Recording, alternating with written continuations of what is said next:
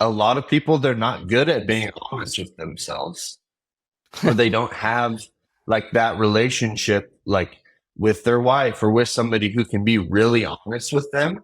So they're not getting being honest with themselves. They don't have someone who can be honest with them. So they're like completely missing a whole like part of their business or something, or part of their skill set, because they can't be honest with themselves about like what their flaws are. Welcome to The Breakthrough with Stephen Houston, the show that takes you behind the scenes with successful entrepreneurs, real estate investors, and other movers and shakers in the business world. In each episode, we'll sit down with our guests to explore their personal and professional journeys, including the challenges they faced, the breakthrough moments that propelled them to success, and the strategies and the tactics they use to get there. Get inspired by new ideas and strategies and get to know our guests on a deeper level. Join us for candid conversations, powerful insights, and plenty of breakthrough moments. Please help us grow by subscribing and sharing the podcast, and welcome to the show. Welcome back, everyone, to another episode of The Breakthrough with Stephen Houston. Today, we keep our conversation about the importance of content creation. Our guest, Luke Zbella, a powerhouse videographer, content creator, joins us to share his journey from videography to social media sensation. But here's where it gets controversial. Luke challenges the idea that it's never too late to dive into a new field. He's redefining success and proving that age is just a number. Plus, he's dropping knowledge bombs on creating niche content and how to make it work for you. Stay tuned because you won't want to miss Luke's game-changing insights. Let's get this show on the road. Dude, I've been wanting to bring you on for a while. And I just want to tell you something about how I've started to choose guests to be on the podcast. And I will tell you, I don't have any rhyme or reason right now on where this podcast is going, to be really honest with you. I pull from people that I follow who inspire me in one way or another. And I literally DM them and say, hey, I'd love to have you on the podcast. So, I'm in real estate, I'm a real estate investor. I have short-term rentals, all that good stuff. But I've noticed that I'm just not going to be stuck in a box. I'm going to interview who I want to interview. If they seem intriguing to me, I want to hear their story, and I want other people to hear about them too. So that's basically where I started with it, but I didn't realize the amount of work that was going to go into setting up a podcast, Right. It's crazy. It really is. So, I appreciate you taking the time to jump on, but you want to give a little bit of background of yourself? Yeah, totally. So I'll take you even, back a little further. Okay, do So it. for me, I've always like wanted to do something creative.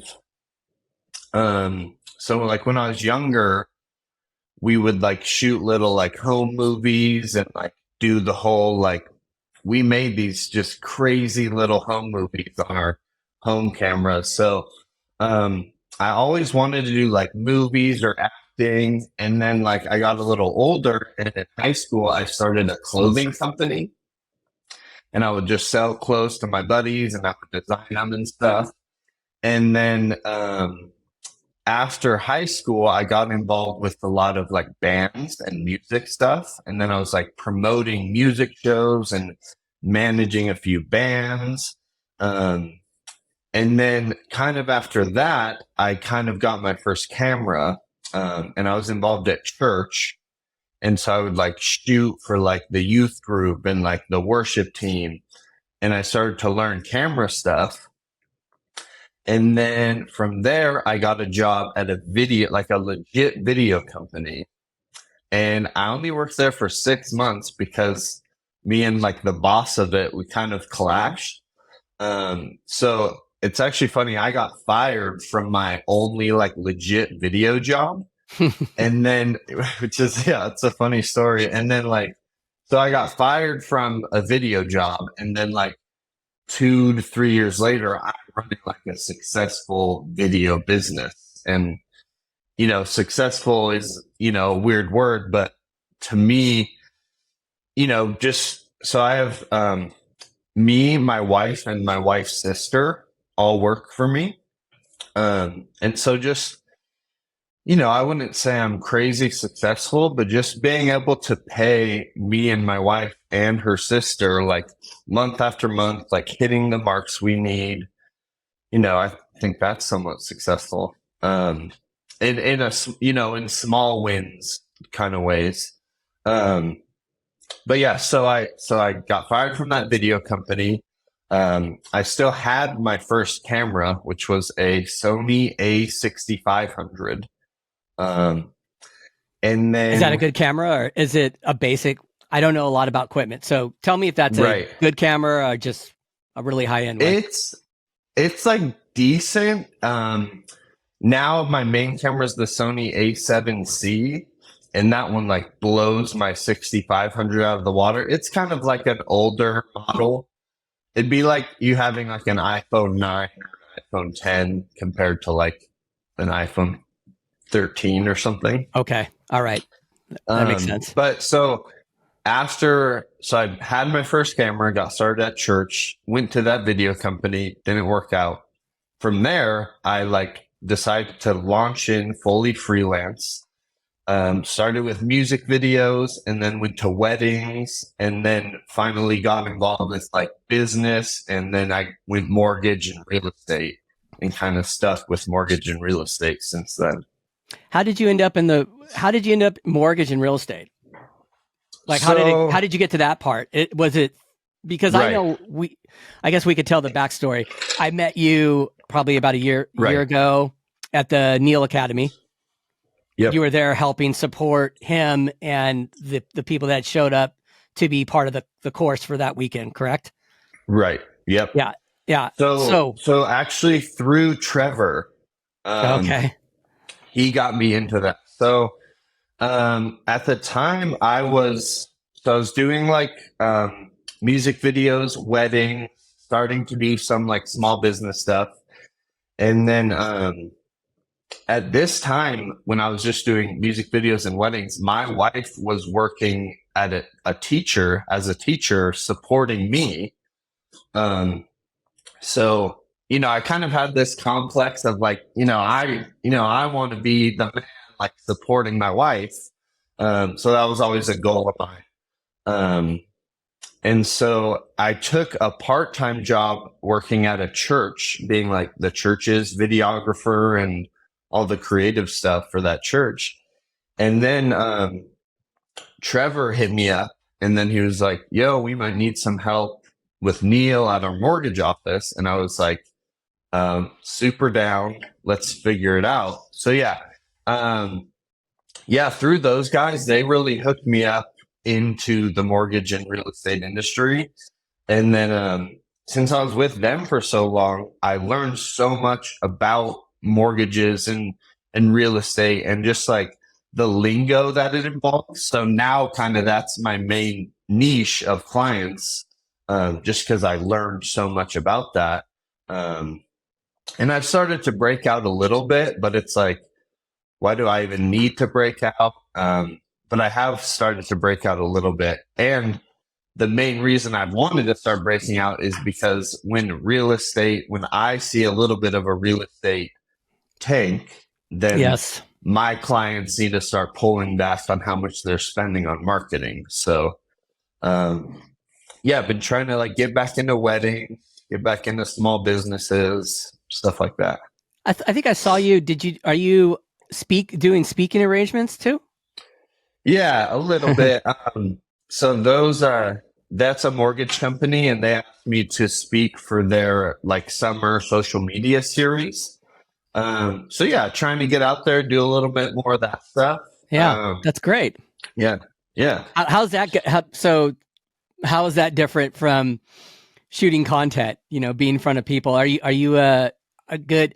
Well, I mean, you got a pretty positive, aura around you. Like I just remembered that from being at Neil's thing. Like I laughed going, hey, yeah. But Luke's cool. Like I'm gonna follow him. Right, he's a badass. Like homies. Right. Yeah. Thank you. Yeah.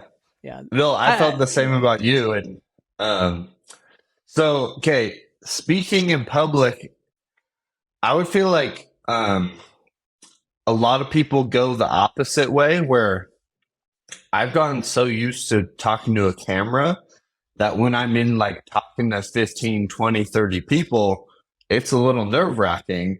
I'm sure a lot of like, maybe the 35 and up generation, they're kind of the opposite where they turn on a camera and they're a little nervous, but talking to 20, 30 people, they're completely fine.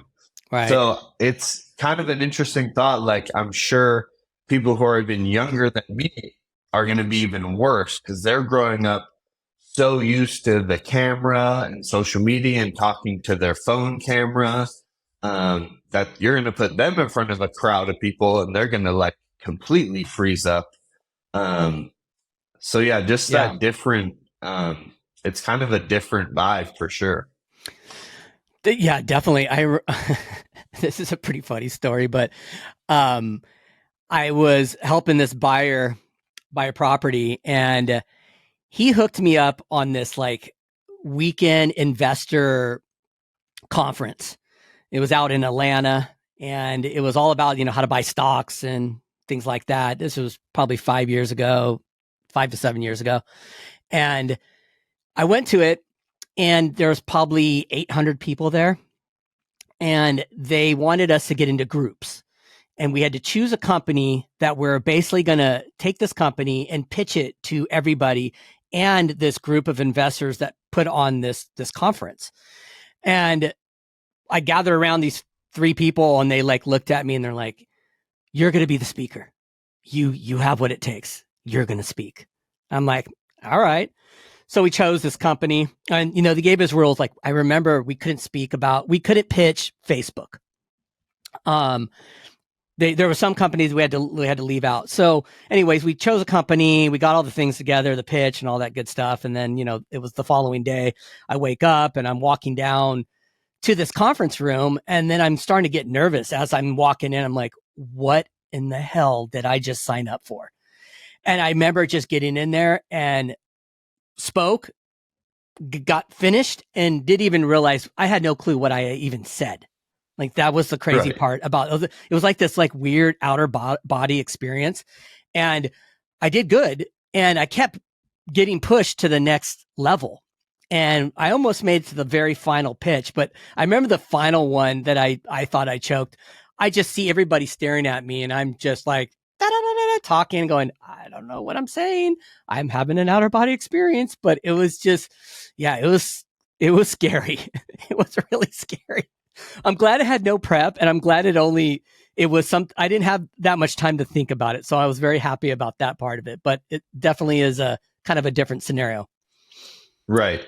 That's funny you say that. I normally prep for like, so I've done like two or three little classes like that, and I'll prep for them like literally the night before.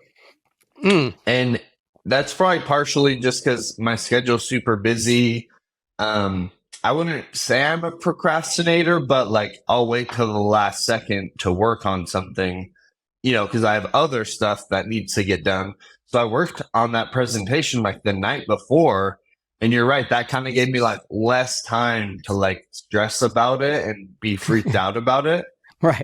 Instead of if I was working on that presentation for a whole week, I maybe would have had a little bit better put together of a presentation, but like my mindset, like, going into it, a little more healthy was probably a little better for me just working on it the night before.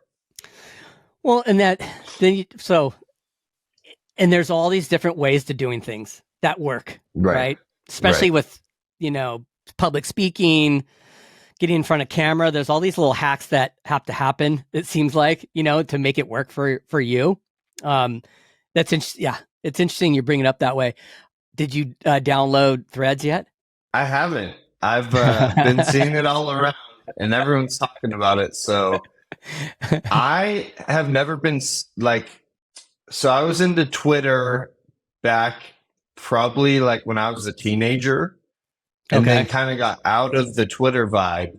So like Threads might actually be the thing that like gets me back into doing Twitter. Because if I'm going to do Threads, might as well post exactly what I'm posting on Threads onto Twitter as well.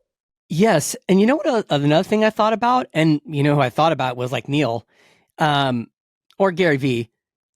You know, when they take their Twitter posts and then post it on Instagram into like a reel, you know what came from, you can tell it's got the colors. It looks like it has the Twitter logo.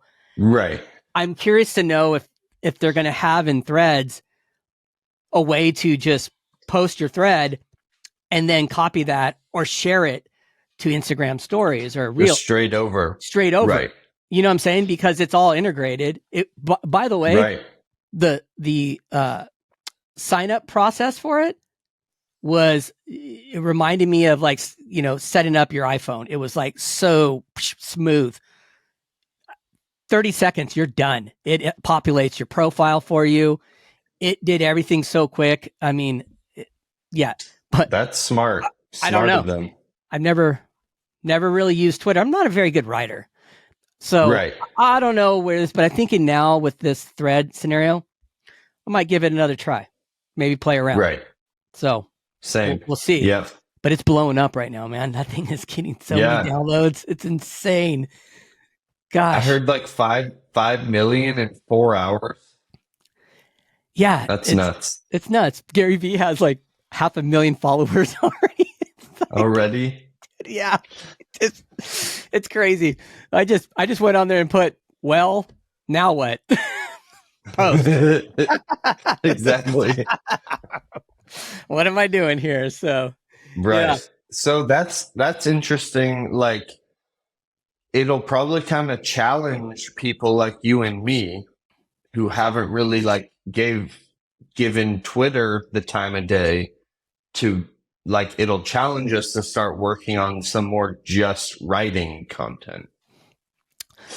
I think so. I mean, now that we have chat and Bard that we can, focus on ideas, right. That's been very helpful for me. I think what happened for me for writing, I've never been a good writer. I'll be the first. And the problem is I'll take something that I write and I'll pass it to my assistant to say, is this make sense? Did I write this correctly? Oh, you went but you didn't you did the your wrong. You know what I mean? Like I'll just do stupid things. And I'm totally aware of that. Maybe I just have to get over that. But I think now that we got chat or Bard, I can probably play around quicker and come up with some unique things. But I'm more understanding if you can integrate it more with Instagram. I think that's going to be the powerful thing too. I don't know if it's going to be that, but we'll see. We'll see. Right. It's another thing for us to do. Right. Yes, totally. Okay. So 2 things. So I totally do what you do. Like, with my wife, she works for me, but like if I'm writing something to a client or an email, I'm always like, can you come check this? Like, I don't want to come off like as rude or like, I want like my point to get across. So she always comes and checks my writing, like making sure like I'm a good speller, but like I always want her to like, oh, maybe like say it this way instead of this way. So yeah, it's nice having like those team members to help you bounce off stuff. Absolutely. And right. And that's another like kind of something I've learned, like being a business owner, is like hiring kind of for things that you're bad at. Like for example, like I'm not super organized. My wife is a lot better at that. So hiring her has helped me become more organized and like, she's a lot better at things that I know and have had to learn that I'm not very good at. And like, so I only have like 2 employees under me, and one is my wife. So, but she helps me a lot, like with when I'm communicating to my sister-in-law, our 3rd employee, and it's her sister, but just like she'll help me communicate like things better than I would have. So, learning your own flaws as a business owner, and then hiring people who can kind of fill in those flaws that you can. And it takes a lot of like self clarity, like knowing and admitting 100%. I am bad at this. I'm not the best at this. So a lot of people, it's tough for them to do that. I've learned this, within the past couple of years in business. Like a lot of people, they're not good at being honest with themselves, or they don't have like that relationship, like with their wife or with somebody who can be really honest with them. So they're not getting being honest with themselves. They don't have someone who can be honest with them. So they're like completely missing a whole like part of their business or something, or part of their skill set, because they can't be honest with themselves about like what their flaws are. That is huge. I think all I want to do is hire for people to do special scenarios for me that I'm not good at. Point blank. Right. Point blank. Because I just know myself, and I know where zones I want to be in, and I know what happens when I get into different zones. I'm not very happy either, because I just don't like doing it. Period. Right.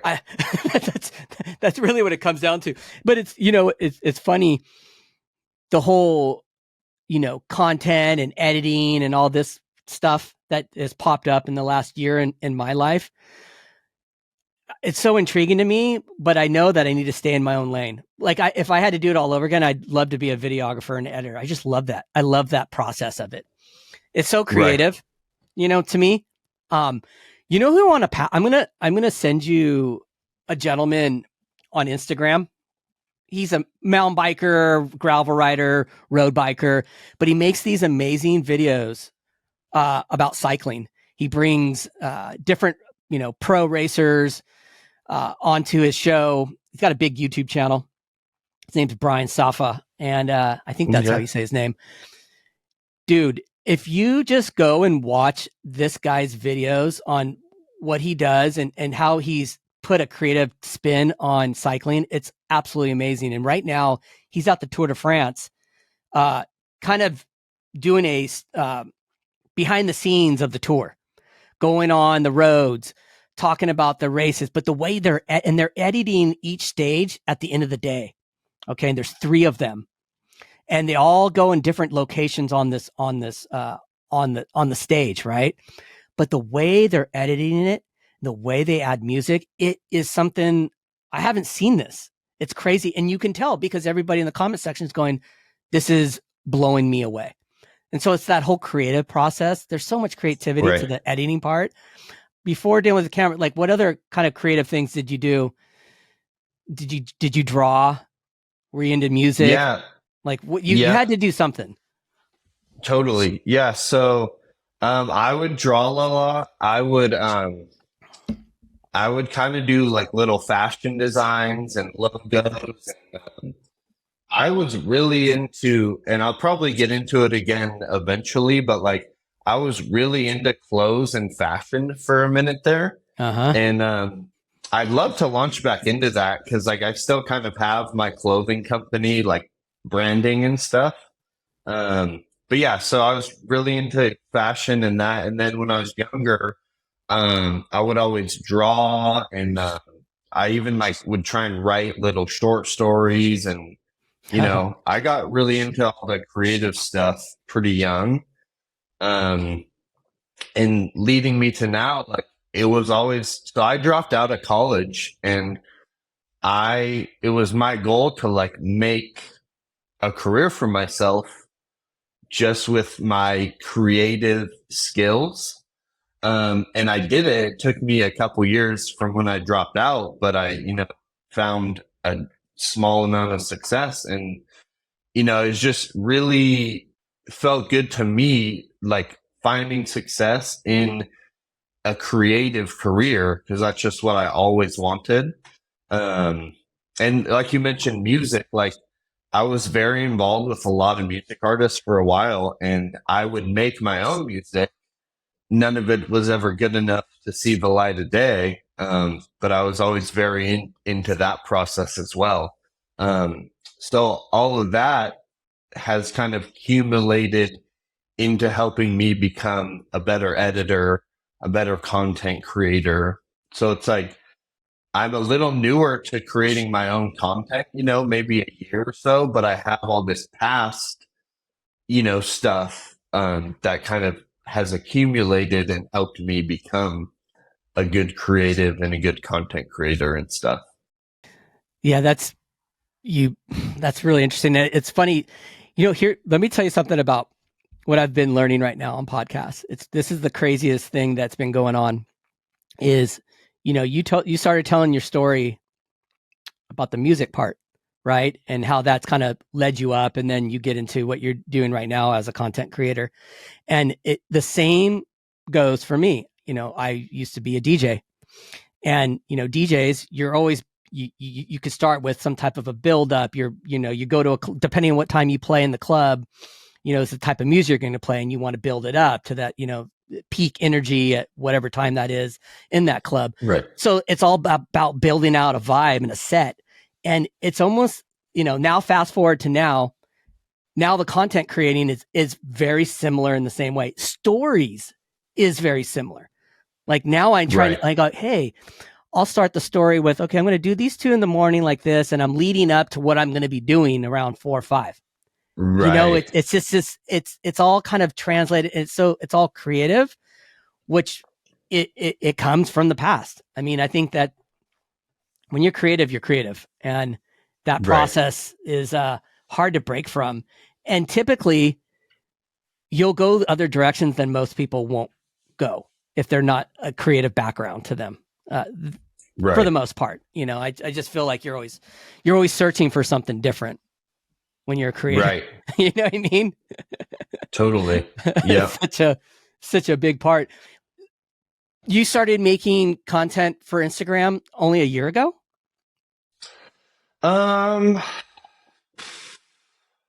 So I was like with Neil and Trevor, I was working for them.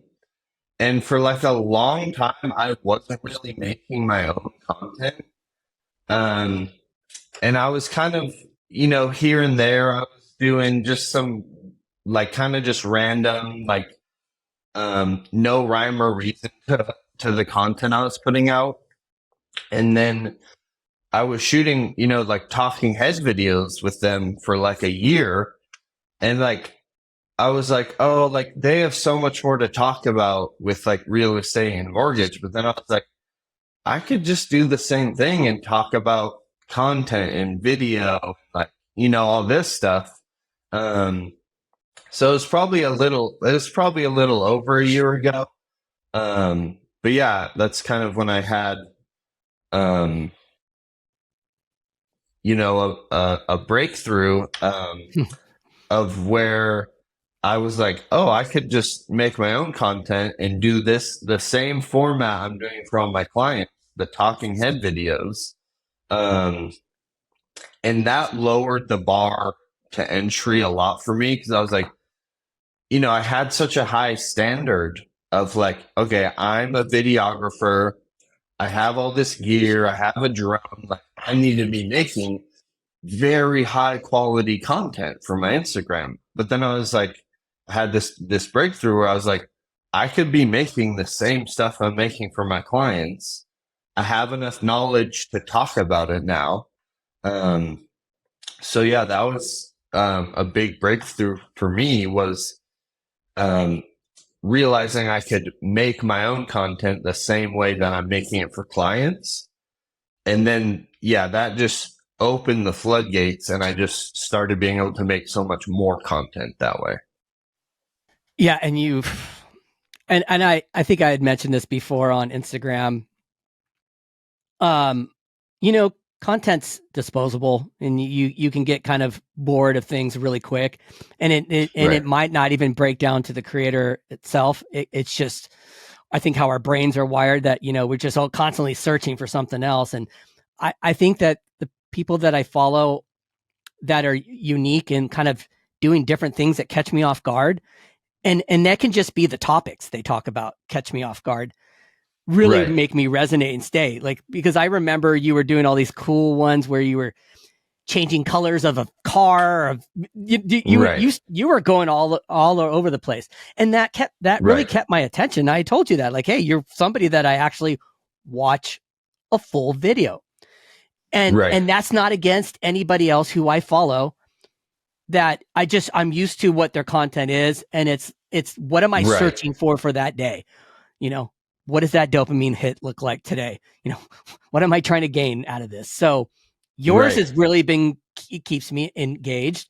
You know, I Thank you. follow this gentleman. Yeah. I mean, seriously, it does. And you do little, let me see, let me know how, figure the way to say this. Your content, in a way, you can definitely learn from what you say without feeling too threatened by it. Like, I don't know if I can attain Right. this. Does that make sense? Does that make sense? Right. Like, I know, like, when you're saying, like, hey, I can apply this. What Luke just said, I can apply this to my Right. daily life. So kudos to you on Awesome. that. You Yeah. know? I appreciate that. Yeah. Yeah. It's always tough finding the low, like going way beginner lower level, and like also trying to help people who already know all this stuff. Like there's the people who are Yes. so new at content. There's the people like you, for example, who like you've been doing content for like a year, or however long since you went to Neil's thing. Um, but it's like, how can, like, for me, how can I create content for complete newbies? And like, so somebody like you is going to be like, oh, I already know that. And then also make content for the kind of intermediate and expert level. So trying to balance those two has been a interesting, and that helps me to come up with more content. And I think I talked about this in a video recently, and you said we should talk about this on the podcast. I came up with this thing that I called the content bucket theory. I Yeah. just, Yes. I was like, hey, I'm going to pretend I'm a content scientist and start calling my ideas like theories. Like like I invented some E There equals goes the MC creative squared. side. Right. Exactly. So I was like, okay, I have this thing called the content bucket theory. And it's like in your mind, just framing different buckets of the people that you're making content for. So for me, I have like one bucket of mine is like my family. What stuff are they going to see? They're happy that I have a good business, but they don't want to see only business videos. They want to see like some of, me being crazy, like they remember me growing up, like, so I'm going to do some like fun, crazy things like for my family. And I'm still going to post that. And it's not going to be like only for my family, but that's just a reminder of like, oh, like I need to make some different types of content for those different types of people. Yes. And so, okay, what do you tell? Because I know what we talked about with Neil and Mo and all them. I mean, Right. everything that they said to me at the academy, I pretty much broke all those rules and went the Right. opposite direction, honestly. What do you tell your clients, your real estate client, your realtor clients, your loan officers? Are you telling them to follow the same types of paths as like Neil and everybody? Like, hey, you need to make content that's got hooks and is in, in what you do as a business owner, and and then sprinkle in some of your own personal, or is that still the go-to route that you're trying to tell them? I would say I always tell them to do a little bit more personal. I remember Neil used to teach like the 80-20 rule. Right. I'm a little more like go 70-30, 60-40, even 50-50. And like, I would almost call myself like an anti-niche person. Just because like, if you're going to niche down so hard and only talk about one thing, this was another one of my theories, but it's like, I see so many like pages that they'll get to 100K ish, whatever. And then their following just kind of freezes. Like at, once they're to like 50K or 80K, their following, like it won't keep going up. And I think that's because like they'll find a certain amount of people who want to follow them, and then they keep making the same stuff. And a lot of those people start getting bored. So then they start unfollowing, but then they're still getting new followers. So their following is kind of just staying the same. And so it's like, I feel like you need to throw in different things, different types of content, talk about more of your interests. Like, I don't think you only need to be talking about your niche. And like, obviously they say that's what's going to help you like grow more, grow faster. But it's like, if I don't want to do that, and if that's not like healthy for me to do, then maybe I shouldn't be. And for me, I've loved and I've had so much more joy with creating content when I started doing movie reviews and when I started doing like all these different types of content and not just talking head content that goes with my niche, So I would say like a little bit less than half of my videos, maybe 40% of my videos are just completely like, this was fun for me to make. It might not give you like a ton of value, but I love doing it. I hope you get at least some entertainment out of it. So that's been my kind of challenge recently, is balancing, I can always provide value, but sometimes that can get a little boring. So then it's like providing entertainment instead of value. Absolutely. And that comes right back to what I said. Your content has also kept me engaged enough that I watch it 90% of the time too.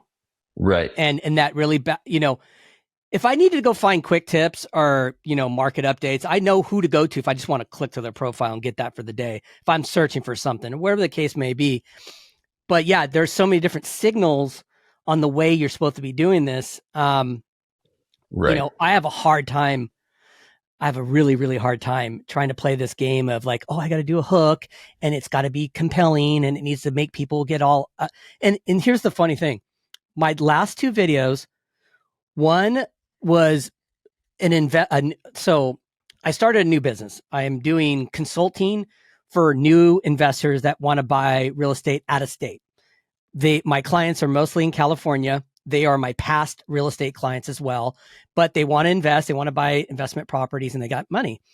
So I'm taking on this whole new consulting thing. So I'm documenting my first 3 clients that I've been working with, and they ask questions. Anyways, I recorded it, and that post was basically me saying, well, you can get a hard money lender, and you can do your 20-25% down, and you can get your construction money from the lender. And this is how we'll work, rinse and repeat, keep doing this. That video did, in this day and age, I think it did like 3,000 views, where my views before that on some of the other videos are 500 to 700. And then the next video was me talking about Tesla, about they have, teamed up with GM and Ford, and their supercharger is going to be, they're all going to be on the same supercharger, right? That video did the same thing. And then I just laughed. I told my assistant, I go, what? Just create a list of buzzwords. Tesla. Right.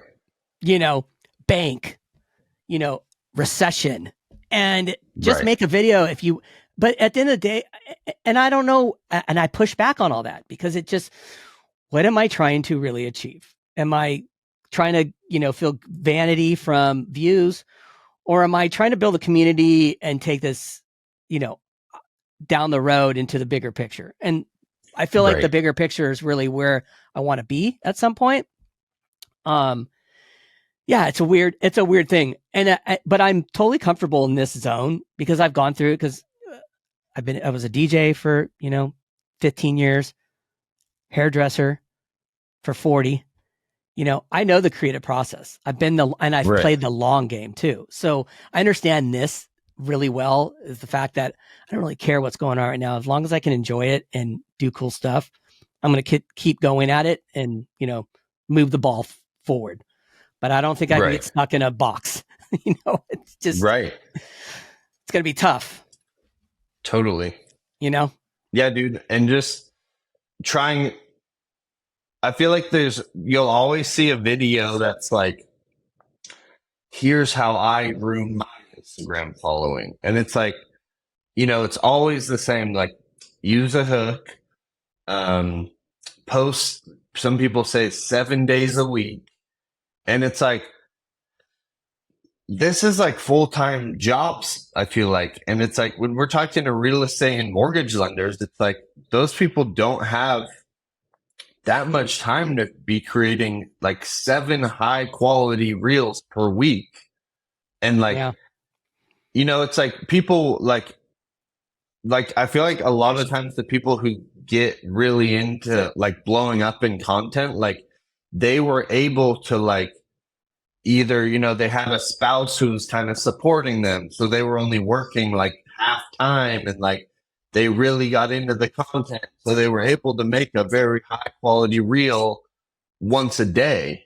So, I feel like people always, you'll always hear oh, you need a hook, you need a this, you need a niche down. And sometimes it's like, maybe maybe we should be pitching different, maybe we should have different things for content creators. Like, oh, I only post 4 times a week and that's like good for me. And, it's like maybe eventually I'll get to 7, but for now, 4 is good. And I've started to see some growth and like, so just, I don't know, having a little bit more, it doesn't open always need to approach, be about, an open approach, right, an open approach. right. I don't think And there's a just, one it set. doesn't, right. And it doesn't need to be all about followers. It's like I made a video before that was like, there's so many different ways to track whether you're seeing wins with social media. Like you might not be gaining a ton of followers or getting a bunch of views, but you could be having more conversations with the people who you work with or the people who like your referral partners or like there's so many more different ways. And I feel like it's easy to get latched on to oh, I need more followers. I need more followers. And like, that's great. And a lot of times that's what I'm more focused on. But like, there needs to be more, and that's like the obvious, like, oh, followers. It's like the first thing you see. It's like the obvious tell of if you're doing well with social. But like, we need to be communicating. Like, there's so many other different ways to see those small wins on social media and not just views and followers.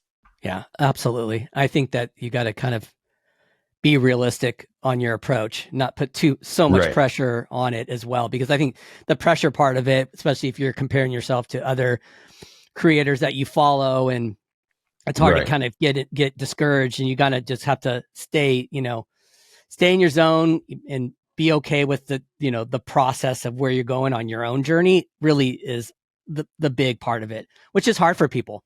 And I think that's why some people just don't bother, or they start and they stop really quick because they don't see any type of result from it, whatever that result means. Right.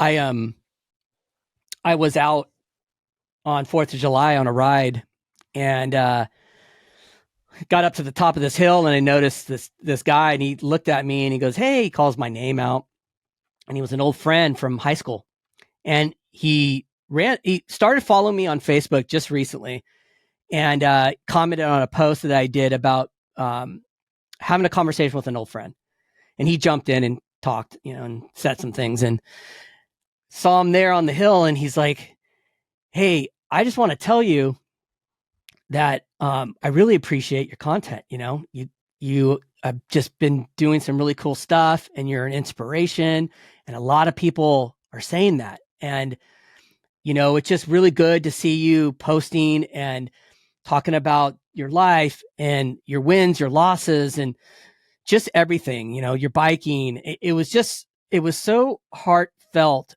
and at that moment, it really doesn't.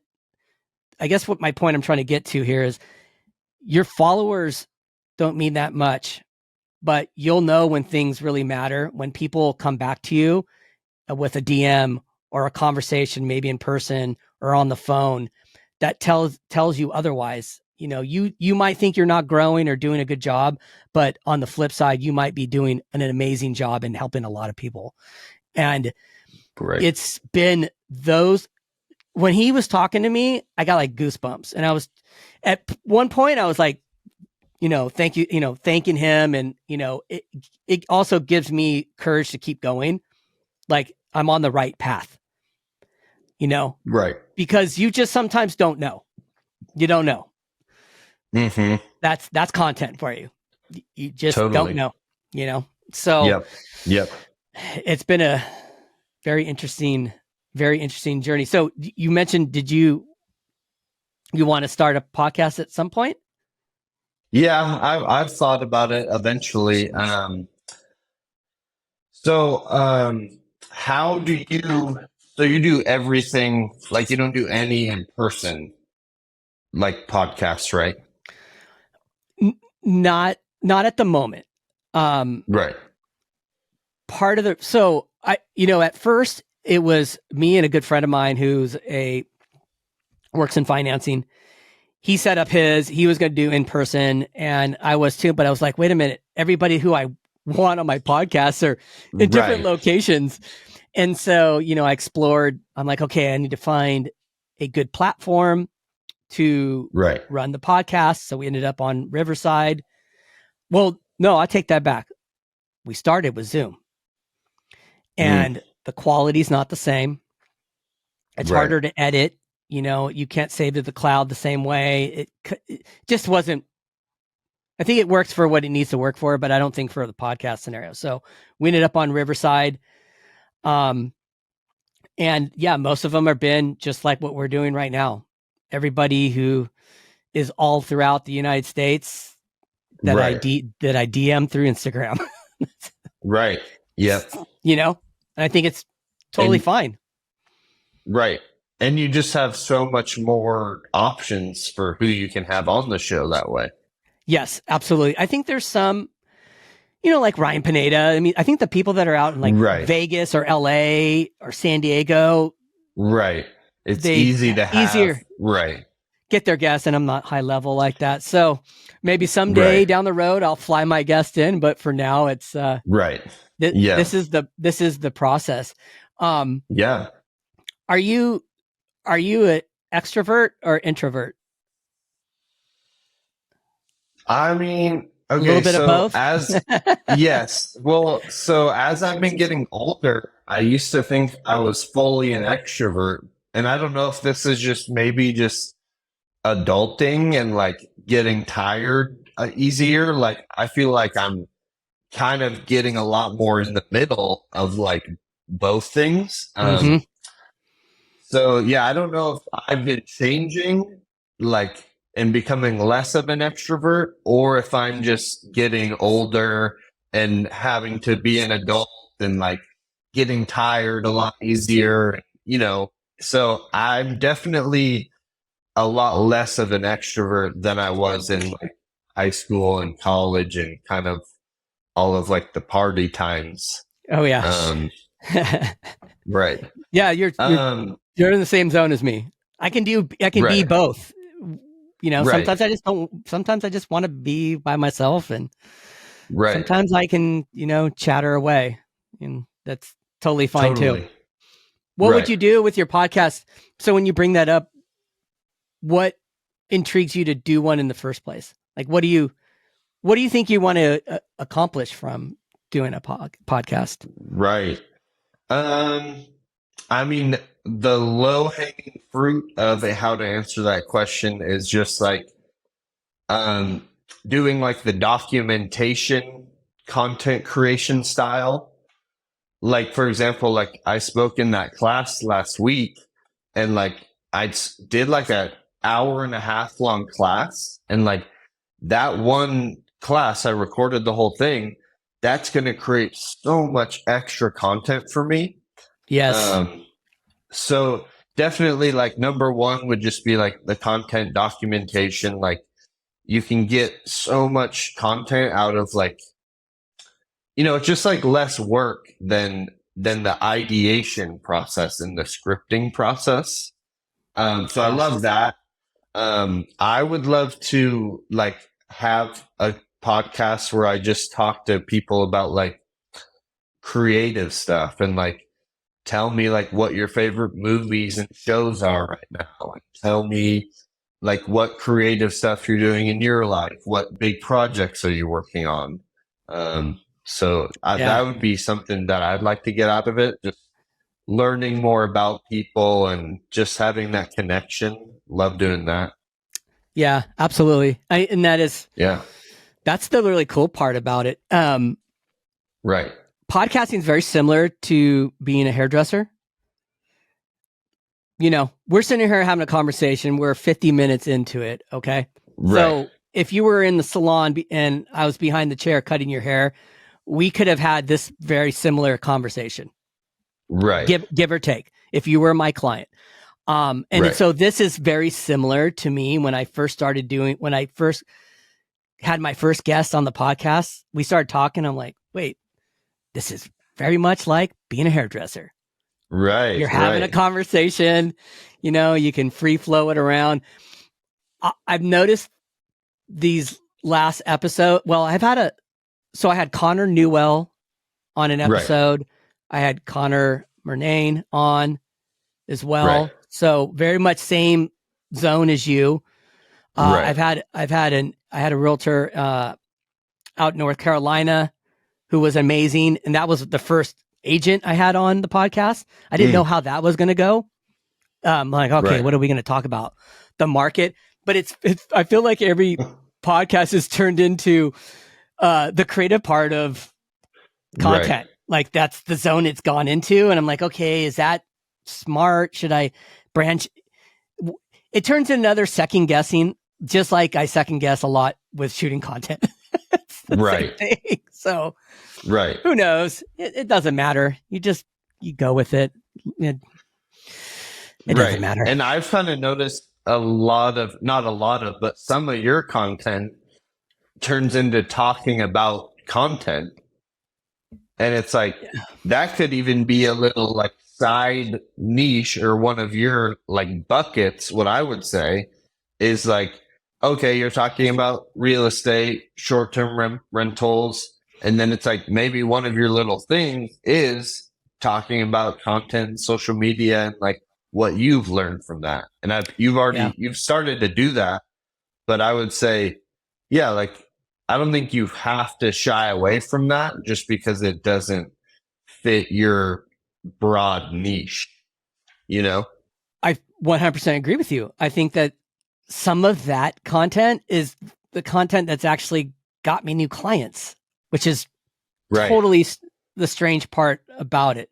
I think I made a post about, starting the podcast and, hey, I have ADHD, which is very hard to stay focused on somebody for an hour straight, which is a struggle. Right. So I made a video and I didn't even want to post this video. It accidentally got posted from my team because I hated it, because I hated the way it sounded. It felt very vulnerable and, I got ADHD and I can't do a podcast, whatever.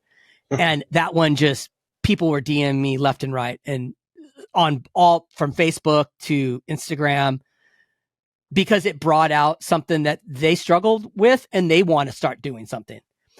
Right. So that I was like, okay, cool. And then I noticed like inspirational videos do really good on Facebook on my personal page, but then I'm like, wait a minute. Am I, inspirational person? And do I work in real estate? Now who am I? I had started having this like, what am I trying to do here? Who am I? Right. Because I make one comment and then all of a sudden it gravitates and it's almost like you feel like you should be giving something more like that to them because that's what they like. And you know what I mean? It's like a feeling of what can I do for my audience and how do I help them or, what kind of value do I give them? Right. It puts a lot of pressure on you, I think, in a strange way. I don't know if that makes, I don't even know where I'm going with this, but I'm just saying that these are just the weird things that have popped up Right. throughout this year process. Right. And like, so kind of going off on that, like I had a long time where I was like, should I create like a second page that I can like, split up my two different types of content? Like I have my very talking head, business heavy, content heavy content. And then I have my fun, changing the colors of stuff and, like just all the cool, crazy stuff. And I was going to split those into two different pages. And I was like, the goal to grow your page, they say to post more. So it's like you can niche down and post less, or you can not niche down and be able to post more. So for me, I was like, oh, I'm just going to post everything to my main page, not niche down super hard. Because my problem was, oh, I could niche down and have two different pages where I'm very niche down. And then I was like, or I can create more content and put it all on my main page. And then that's when I started finally seeing like some growth in my followers again. It's just when I was posting more. Interesting. Yeah. Yeah, that's cool. It's awesome. It's a wild ride. So I got a question for you. I ask every guest. Can you give me one of your breakthrough moments that you can recall? Right. Okay, so I kind of mentioned a little one a little earlier, which was when I realized I could create content the same way I do it for my clients, for myself. That was a big one. I think one of my biggest breakthroughs, though, within me kind of getting into this job of being a videographer and a camera guy and now being a content creator, is just like, I thought I was late when I started. Like when I got a camera, I was like, so my older brother is a videographer and he had been one for like 5 years. And when I first got a camera, I was like, I'm so like late to this. I'm so behind. And then when I started making content, I was like, there's people who've been making it for years. I'm so late and so behind, but it's like, just start. And now it's like, now I'm a full on like videographer. Like I'm not an expert, but I'm teaching other people like what I know. So it's like, I used to think before I started, I thought I was late. I thought I was behind everyone. And now I'm like, since I started and since I jumped in, now I'm like an expert. You know what I mean? So just like that was a big breakthrough, is like, even if you think you're late to something or you're behind the curve or you're starting content late, or you're learning a skill late, like me, I thought I was learning the skill of being a videographer so late. And so just that breakthrough of like, oh, I can still find success even if I'm getting into something like late, or what your mindset is of it, you being late to it. Right. From what you see online. And at the end of the day, you're never too late. Right. And you're never too old to do something. Right. You Totally. know, I think that, I'm 53 and I hope 55, 60, 65, I'm constantly doing different things and evolving. Right. I think that's why when this all came about, it just, it switches you. And I think when you start shooting content, like we were talking about, you start to create different little scenarios that you have value, that you could teach an audience, or you could teach a group of agents or loan officers or anybody. There's so many different things that come out of doing content or just being in media in general. It's pretty wild how they start to pop up. I mean, it could be as simple, I have a client at the salon. He's got a PhD, works at a tech startup in Santa Clara. Super smart guy, super smart. And he is the chief marketing officer for this company. And he didn't know about Upwork. He didn't know you could outsource an editor overseas for cheaper than a US based editor. Right. Okay. So I put him in that direction. 6 weeks later, he comes in and gets his hair done. He's like, oh my gosh, I found some amazing people. Oh my God, she's doing a great job.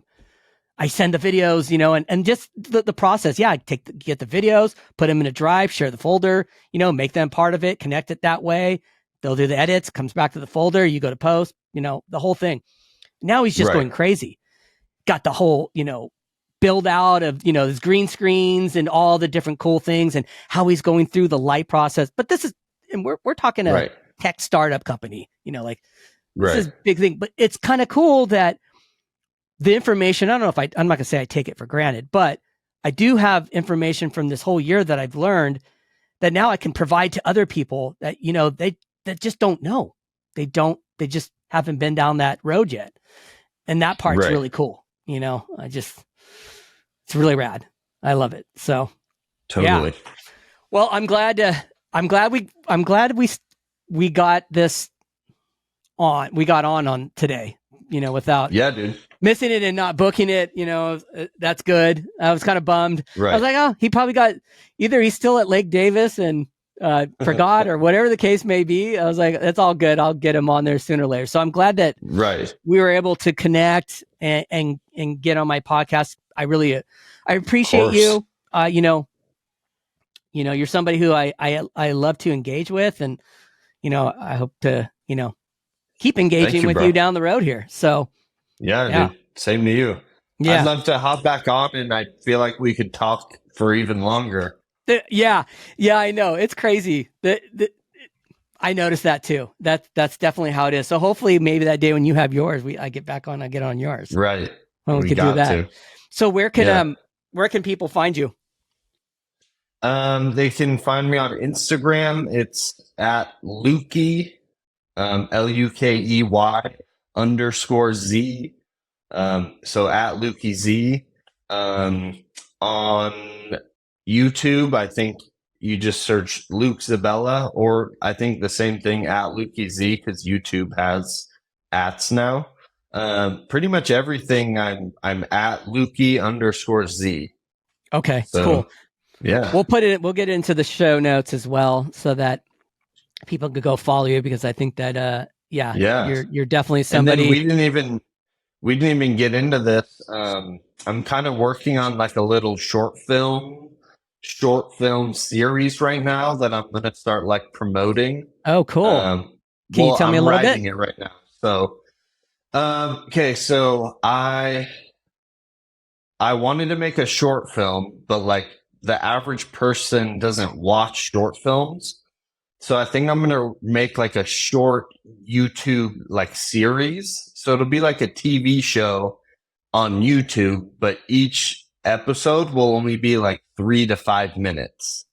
Okay. So it'll be kind of like a little like the barrier for entry of somebody watching it is like, hey, all you have to do is commit to this episode that's 5 minutes. You don't have to watch my 30-minute short film, because that's kind of the standard in like the movie industry is you make a short film and then potentially that gets seen by people in the industry. But like people who aren't in the industry, like don't really watch short films. Okay. So I was trying to come up with like, how can I create something, that's a script and like a whole series with acting and all that stuff, but make it short, bite sized, so people will still give it that time. That's gonna be cool. All right, I can't wait to see that process unfold. Yeah, dude. So I'm excited about that. Keep the creative juices going. Yes, sir. Definitely. You too. Cool. Well, thank you so much, Luke, for jumping on. Of course. Really appreciate it. Definitely, this is not the end of it with you. I'm obviously going to be engaging with you on Instagram, so it's all good there. But all right, cool. Well, thanks again, and that's it for today's episode. Cool. Thank you, brother.